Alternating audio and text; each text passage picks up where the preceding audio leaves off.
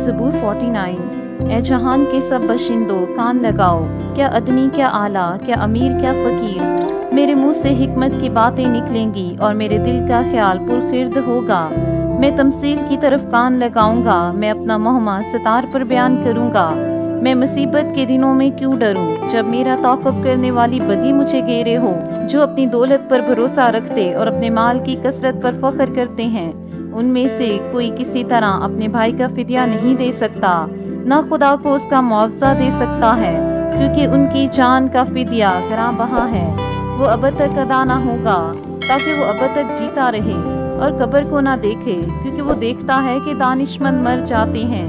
बेवकूफ़ व हैवान खसलत बाहम हलाक होते हैं और अपनी दौलत औरों के लिए छोड़ जाते हैं। उनका दिली ख्याल ये है कि उनके घर हमेशा तक और उनके मस्कन पुश्त दर पुश्त बने रहेंगे।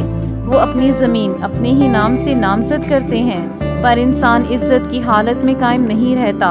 वो जानवरों की मानिद है जो फना हो जाते हैं। उनका ये तरीक़ उनकी हमाकत है, तो भी उनके बाद लोग उनकी बातों को पसंद करते हैं।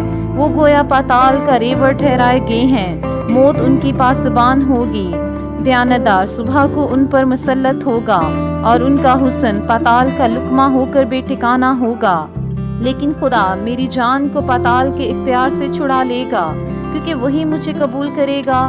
जब कोई मालदार हो जाए, जब उसके घर की हशमत बढ़े, तो तू खौफ ना कर, क्योंकि वो मर कर कुछ साथ ना ले जाएगा, उसकी हशमत उसके साथ ना जाएगी।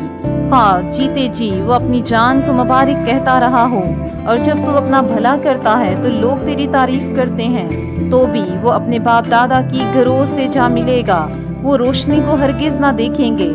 आदमी जो इज्जत की हालत में रहता है पुरखिर्द नहीं रखता। जानवरों की मानिद है जो फना हो जाते हैं।